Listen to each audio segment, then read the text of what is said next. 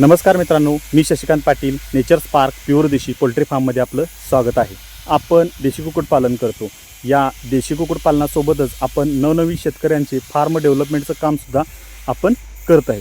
तर अशाच एका शिराळा तालुक्यामध्ये नवीन फार्म आपण तयार करत आहोत. जवळपास 1000 कॅपॅसिटीचा फार्म आपण शिराळा तालुक्यामध्ये करत आहोत. जवळपास 5 ते 6 गुंठ जागा ह्यासाठी आपण वापरलेली आहे.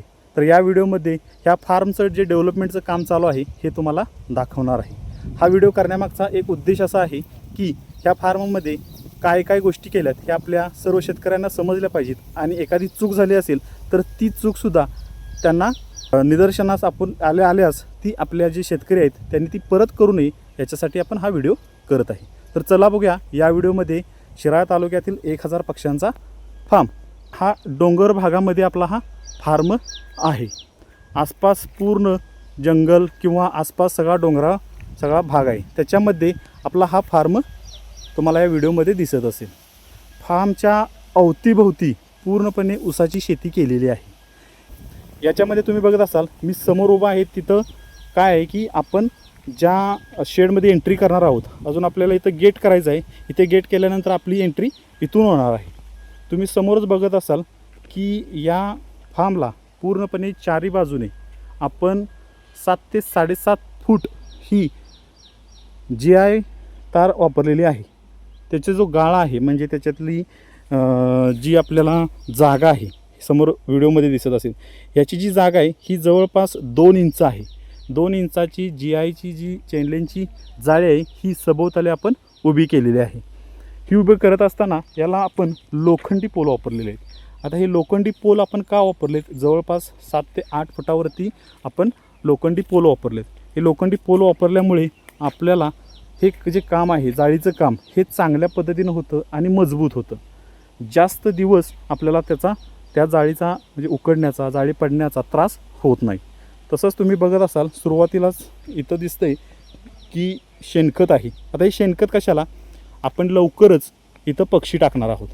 पक्षी टाकल्यानंतर आपल्याला त्यांना उकिरडा करावा लागणार आणि त्या उकिरड्याची सोय म्हणून ह्यांनी शेणखत हे अगोदरच आणून ठेवलेलं आहे.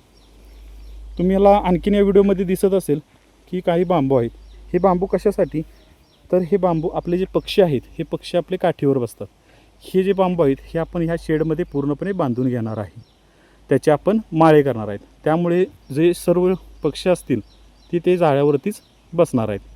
तसं बघायला गेलं तर तुम्हाला एक समोर 1000 लिटरची टाकी दिसत आहे. ही 1000 लिटरची टाकी कशासाठी? तर पक्ष्यांच्या पाण्याचं नियोजन करण्यासाठी आपल्याला अशा पद्धतीनं जी टाकी आहे ही आपल्याला घ्यावी लागते. आता तुम्ही बघत असाल की अजूनसुद्धा आपल्या फार्मचं काम चालू आहे. फार्मचं काम बघत असाल की जवळपास हा जो फार्म आहे लांबी जी आहे ती 50 फूट आहे आणि रुंदी जी आहे ती जवळपास 30 फूट आहे. म्हणजे जवळपास 1500 स्क्वेअर फीट जागा आपल्याला फार्मला दिलेली आहे. हा एवढी जागा काय दिलेली आहे? तर याच्यामध्ये पक्षी बसताना तुम्हाला 1500 ते 2000 पक्षी बसू शकतात. पण आपण यातील 1000 स्क्वेअर फीट जागा वापरणार आहे. बाकीची जागा जी आहे ती इतर कामासाठी वापरणार आहे. त्यामुळे अशा पद्धतीनं आपण ही शेड इथं बांधू शकता. हे शेड बांधत असताना तुम्हाला दिसत असेल की जमिनीपासून वरती 2 ते 2.5 फूट हे बांधकाम केलेलं आहे आणि त्याच्यावरती आपल्याला 1 इंची चेनलेनची जाळी वापरलेली आहे. आता ही चेनलेनच्या जाळीवरती परत चिकन मेज जाळी पूर्णपणे फार्मला केली पाहिजे. फक्त आता या व्हिडिओमध्ये दिसत असेल की फार्मच्या चारी बाजूला जाळी आहे. आपल्याला काय करावं लागतं? पूर्व आणि पश्चिम ही जी दिशा आहे ही दिशा पूर्णपणे बंद करावी लागते. कारण सूर्याचा प्रकाश आपल्या फार्ममध्ये जास्त प्रमाणात येऊ नये. तर ह्या फार्मवरती अजून ती गोष्ट केलेली नाही.